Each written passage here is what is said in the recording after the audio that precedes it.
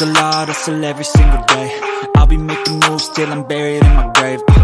To the system, I don't wanna be a slave. I've been doing shit my way, or the highway. And in the driveway is a nice range, cause I grind through the climb, I invite pain. You'll never hear me, bitch, nah, I don't complain. Just gotta flip the switch and you can go and obtain anything you want, anything you need. Your mind's got the key ingredient, it's belief. What is up, guys, and thank you so much for tuning into the video. My name is Patrick Thibault Fredrickson. For those of you who didn't know that, I'm the founder and CEO of Onlinetrap, an e-com agency teaching you everything you need to know about dropshipping in 2023. And in this video, as of the title, I'm showing you in Pinterest how to identify winning products. Without wasting any more time, just let's jump straight into the information. I want to start off by saying, when you are testing products to find the best one, the most important thing to think about is to split test a lot of things. Split testing is a very simple method to identify two variables and what is working the best. So I'm going to show you very soon actually how to deploy a split test, but I just want to touch on what it is before I actually do it. So very simply, if you have a shoe, you will have more than one picture or more than one video of this product. For you to go out and just pick one of the pictures and tell yourself, or just think that this is the picture that is going to respond the best when trying to push it on ads, is being delusional. Of course, you have to test a lot of different pictures, a lot of different videos, a lot of different marketing angles when it comes to the copy of the ad. And in general, we just have to test a lot of things. But how do you actually do this within Pinterest or any other marketing platform? And how do you actually read the numbers you get back when you have run the ads? This is where you become a marketer and just not one that understand how to create an ad. The advertising and marketing happens when the campaign is created. The next days, weeks, and even months and years to come is where the actual juice is and where you actually make money, when you learn how to read the ads. So stay tuned in this video, because first of all, I'm going to show you something called table here on Pinterest. On Facebook, it calls columns.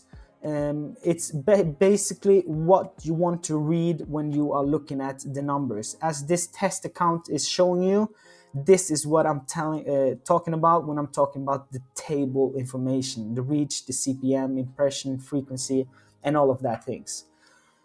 So first of all, we're just going to start by telling you guys, when you are opening your Pinterest, you're not going to see a custom table. So for you to be able to start even to pick your own preferences when it comes to the table on what you want to read, you need to go and just say you have all of these options. You have these 4 options. So say you click on delivery. Then you need to go to this pen you have on the right side here and click that one, and then just disturb some of these. And then you need to click save table. And when you click save table, you save as a new table, and then you just name it presets or whatever you want to call it. And boom, save, and then you will have a new table, as you see right here. So this is how you create your own table, and not the tables that Pinterest have set as a default for you already. The things you need to have in the table is very different from marketer to marketer, but for me personally, this is how I read my ads, and this is how and what you should have in your table if you're following my strategy to be able to read what I'm teaching you in these videos. So I'm going to go through what you need to have as your preferences, and also what order you have to have them in. So what is the first one? You can see now I'm on the other one. I need to go on Online Traps. You can see you have to start with the start date, daily budget, and all of that. So I'm going to show it right now. First of all, when you come in, you're going to have all of the other ones already selected from the one you are having. Then you just click on the top one of all of this. So you would do it like this. You just hit that one, and then it will mark all of them, and then you just click it again, so it would unmark all of them, so you don't have to actually go and click one and one off. Because when you're starting now, I want you to clean all of the table, so you're starting with nothing. You're starting with nothing more than the ones that are set and you cannot remove them. So I want you to only have these three right here. It was sale. I don't want to fucking show the name, but this popping in is one of the students fucking getting a sale right here. Boom, boom, boom. Was on 94 euros. Always fun to see. And today, can we see here? There's a lot of traffic. There's a lot of good movements on the page. And right now he has 2 orders and a revenue of 138 euros. Just small stuff, but he's starting out scaling his brand following this exact strategy.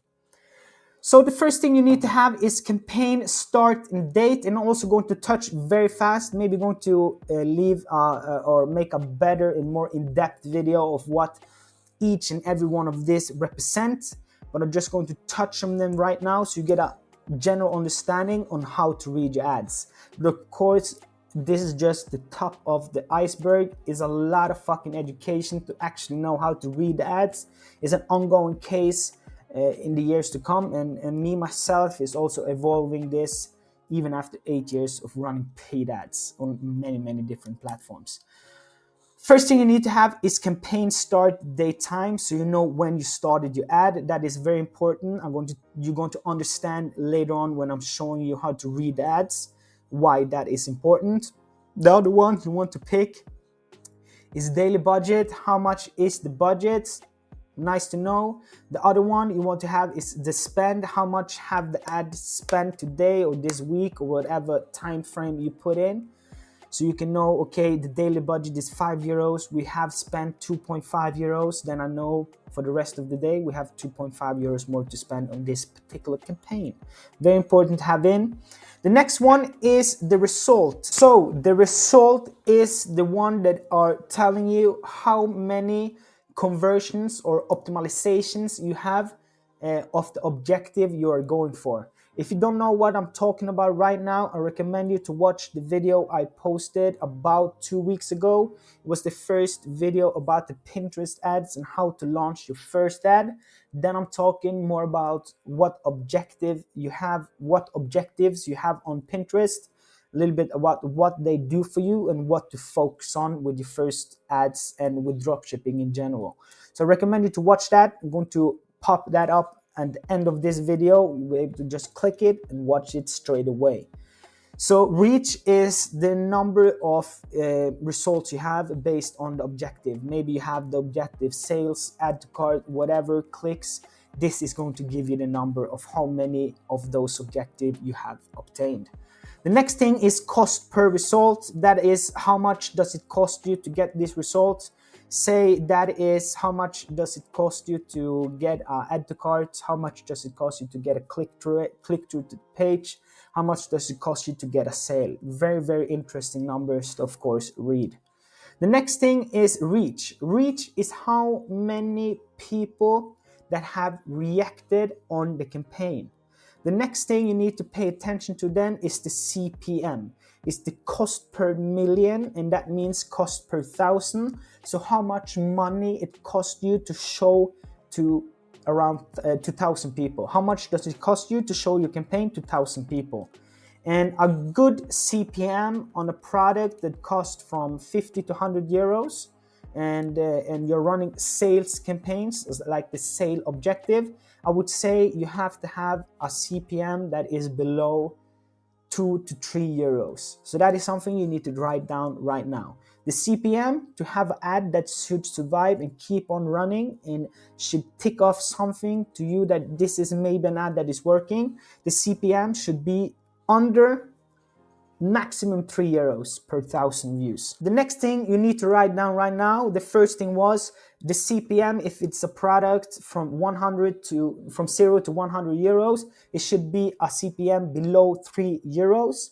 You could more than likely have 1.5, 0.5 euros in a CPM. That's very, very normal. But maximum 3 euros per million or per 1,000 reach. The next thing you want to write down is very, very simple. You need to first pay attention to how many impressions do you have. As I said, the impression tells you how many profiles have gotten this campaign in their feed. The next thing you need to compare the impressions with is the reach, the number of reach. So say very simply, if you have an impression of 20,000 people and your reach is 19,000 people, that means and tells you that out of 20,000 people have gotten this campaign on their feed, 19,000 people took some kind of action with the campaign. If that was a click, scroll, like, comment, click to the page, whatever it was some type of reaction to the campaign. The thing you need to pay attention to then is how big is the gap between the impressions and the reach. If that is more than say 20%, I would consider closing the ad based on many other factors as well. The first thing you can compare it with is if it's over 20% gap between impression and reach, say very close to 20 or is 20 or a little bit above, and the CPM is like 6 euros, 7 euros, you know this campaign is fucking dead. It's not meaning that the product is dead. That is also something we're going to talk about in this video, because as I told you, we need to split test things. But it means that maybe this combination of pictures and text do not work with this combination of people and countries and genders. So it's a lot of things to digest, a lot of information. So please use the comment field down below. Leave any questions you have and I'll be sure to get back to you as fast as humanly fucking possible. So that is something you need to write down now. So the two things you need to pay attention to is the CPM. If it's a product, a clothing brand, a gadget, you name it, it's the sweet spot to dropship from 0 to 100 euros. You need to have the CPM under $3. The next thing you need to pay attention to then and write down was what is the gap between impressions and reach. Very good and very simple. Now you have learned two very critical things to read your ad. So the next thing you need to pay attention to then is pin clicks. Very easy and very simple to understand. How many have actually clicked your pin? Maybe then they have zoomed into it, whatever, liked it, done something with it. Good information to have. No specific number here on what is good, what is bad, just something that is nice to have in the total calculation of keeping an ad on or killing it. The next thing is CTR, that is click-through rate. How many people of the people that are looking at the ad are actually clicking through to your website? And then I'm going to give you a number again. I have seen, after running many hundreds of products on Pinterest, I have seen that the click-through rate should be a little bit different based on what type of content you are presenting. So a video would be very much different click-through rate and what is good and what is bad than a picture or a carousel. So in this example, in this video, I'm going to talk about the pictures and the carousel. If you have a picture ad or like a single picture, the click-through rate should be at least above 2.5–3%. If you have a click-through rate of 5 to 8%, 5 to 10%, I would consider that as a very good click-through rate. Everything under 3 to 2% click-through rate would be considered as a very bad click-through rate for me and my team at least. And we would then try to match that up with the gap of impressions and reach, and also look at the CPM, what that cost us. So now we have 3 variables deciding if this is a good ad or not. That is a single standing picture. Then you should keep them on or turn them off if it's under 3%. If it's above 3% click-through rate, it's a pretty good ad. From 5 to 10% is fucking nice. If it's a carousel, we see a lot bigger engagement rates than a click-through rate. So I would say having a higher click-through rate than 2 is a very good click-through rate on Pinterest carousels, and above 5 is insane. But here you should also see a bigger engagement rate very naturally, because they have to scroll the carousel. So that is why you're seeing a higher engagement rate on carousels. The next thing is earned click rate. That is what click rate you have paid for. This one is showing you the organic click rate and actually everyone that have clicked through to your website on that particular pin you have on your profile. So I also like to have earned click rate, so I know exactly how many click rates do we get from the paid traffic that I'm paying for. The next thing is CPC, is cost per click. Is very interesting to know.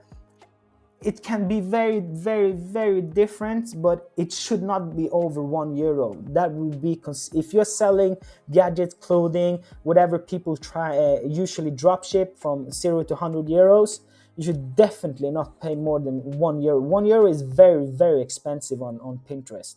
So I would say paying from 0.2 to 0.6 euros is a very comfortable CPC, cost per click. So that is something you need to have here. Of course, again, remember to have it in the exact same order that I have, because that is important to not be confused when you're reading the ads.